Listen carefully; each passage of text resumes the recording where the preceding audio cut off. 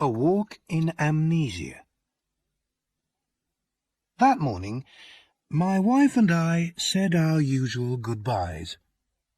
She left her second cup of tea, and she followed me to the front door. She did this every day. She took from my coat a hair which was not there, and she told me to be careful. She always did this. I closed the door, and she went back to her tea. I am a lawyer, and I work very hard. My friend, Dr. Volney, told me not to work so hard. "You'll be ill," he said. "A lot of people who work too hard get very tired, and suddenly they forget who they are. They can't remember anything.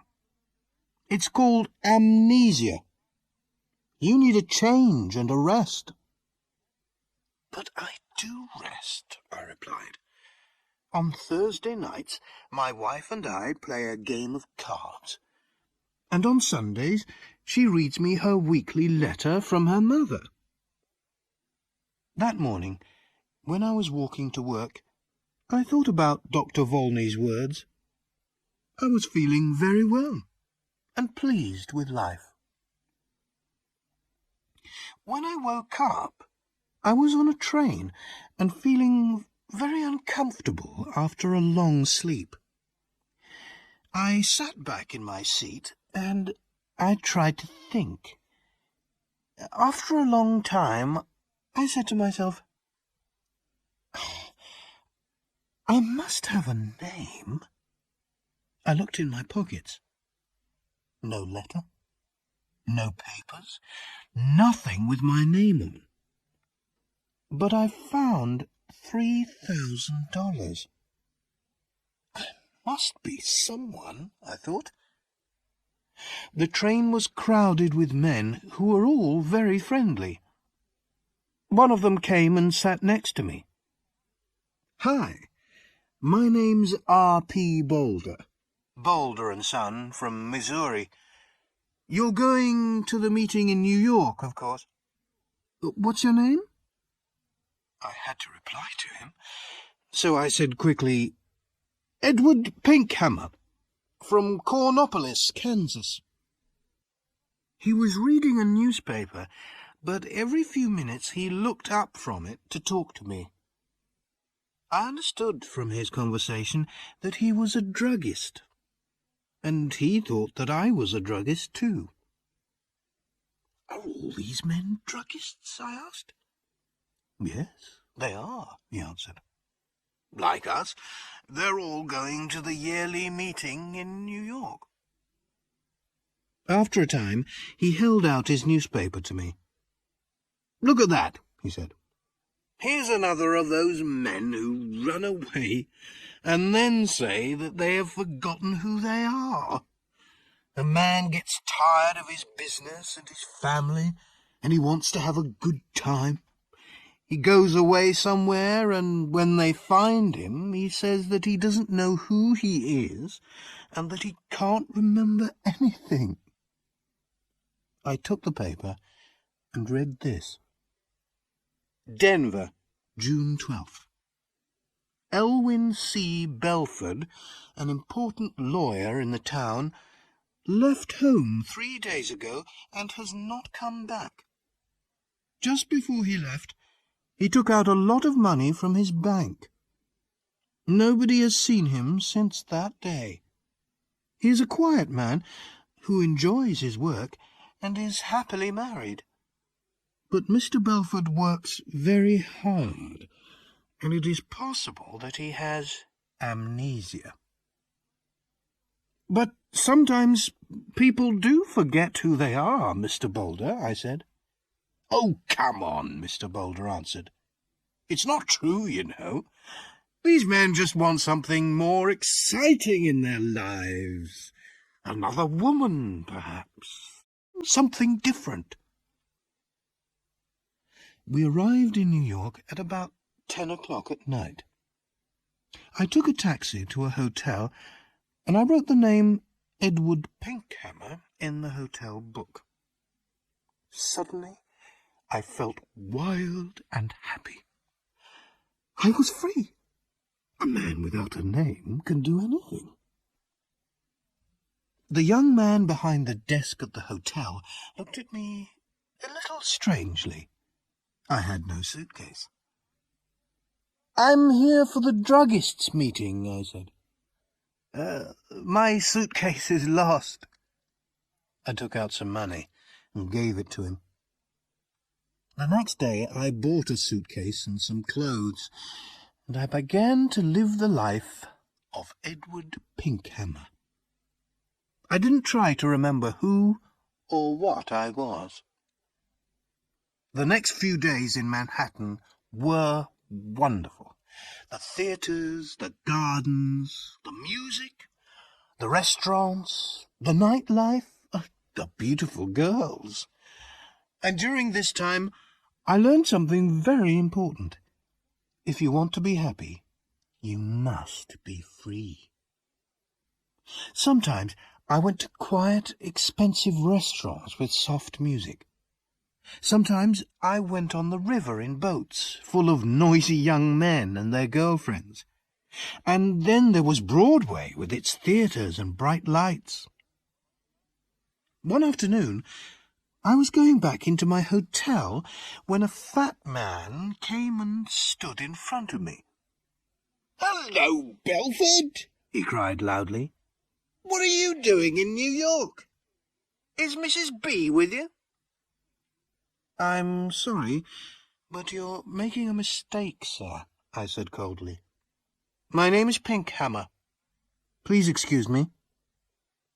The man moved away in surprise, and I walked over to the desk. Behind me, the man said something about a telephone. "Give me my bill," I said to the man behind the desk, "and bring down my suitcase in half an hour." That afternoon, I moved to a quiet little hotel on Fifth Avenue. One afternoon, in one of my favourite restaurants on Broadway, I was going to my table when somebody pulled my arm. "Mr. Belford!" a sweet voice cried. I turned quickly and saw a woman who was sitting alone.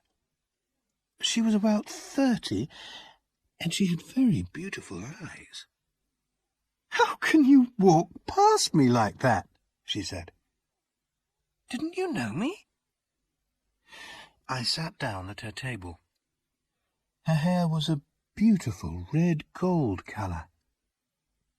"Are you sure you know me?" I asked. "No," she smiled. "I never really knew you." "Well, my name is Edward Pinkhammer," I said, "and I'm from Kansas." "So you haven't brought Mrs. Belford with you, then?" she said, and she laughed. "You haven't changed much in 15 years, Elwyn." Her wonderful eyes looked carefully at my face. "No," she said quietly. "You haven't forgotten. I told you that you could never forget." "I'm sorry," I answered, "but that's the trouble. I have forgotten. I've forgotten everything." She laughed. "Did you know that I married 6 months after you did? It was in all the newspapers." She was silent for a minute. Then she looked up at me again. "Tell me one thing, Elwyn," she said softly. "Since that night 15 years ago, can you touch, smell, or look at white roses and not think of me?" "I can only say that I don't remember any of this," I said carefully. "I'm very sorry." I tried to look away from her. She smiled and stood up to leave. Then she held out her hand to me, and I took it for a second. "Oh, yes, you remember," she said, with a sweet, unhappy smile. "Goodbye, Elwyn Belford." That night I went to the theatre, and when I returned to my hotel, a quiet man in dark clothes was waiting for me. "Mr. Pinkhammer," he said, "can I speak with you for a minute? There's a room here." I followed him into a small room. A man and a woman were there. The woman was still beautiful, but her face was unhappy and tired. I liked everything about her. The man, who was about 40, came to meet me. "Belford," he said, "I'm happy to see you again. I told you that you were working too hard. Now you can come home with us. You'll soon be all right." "My name," I said, "is Edward Pinkhammer. I've never seen you before in my life." The woman cried out, "Oh, Elwyn! Elwyn! I'm your wife!" She put her arms around me, but I pushed them away. "Oh, Dr. Volney, what is the matter with him?" the woman cried. "Go to your room," the doctor said to her. "You'll soon be well again." The woman left, and so did the man in the dark clothes. The man, who was a doctor, turned to me and said quietly, "Listen, your name is not Edward Pinkhammer." "I know that," I replied, "but a man must have a name." "Why not Pinkhammer?" "Your name," the doctor said, "is Elwyn Belford.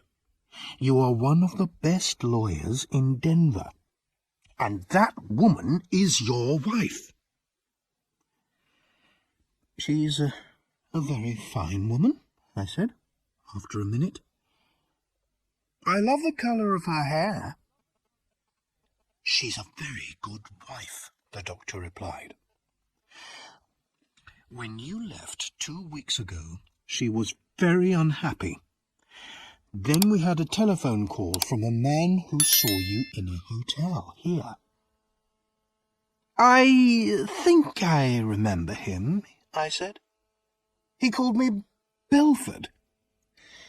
Excuse me, but who are you?" "I'm Bobby Volney. I've been your friend for 20 years and your doctor for 15 years. Elwyn, try to remember." "You say you're a doctor," I said. "How can I get better? Does amnesia go slowly or suddenly?" "Sometimes slowly, sometimes suddenly." "Will you help me, Dr. Volney?" I asked. "Old friend," he said, "I'll do everything possible." "Very well. And if you're my doctor, you can't tell anybody what I say." "Of course not," Dr. Volney answered. I stood up. There were some white roses on the table. I went over to the table, picked up the roses, and threw them far out of the window. Then I sat down again. "I think it will be best, Bobby," I said, "to get better suddenly. I'm a little tired of it all now. Go and bring my wife Marion in now." "But, oh, Doctor," I said with a happy smile. "Oh, my good old friend. It was wonderful."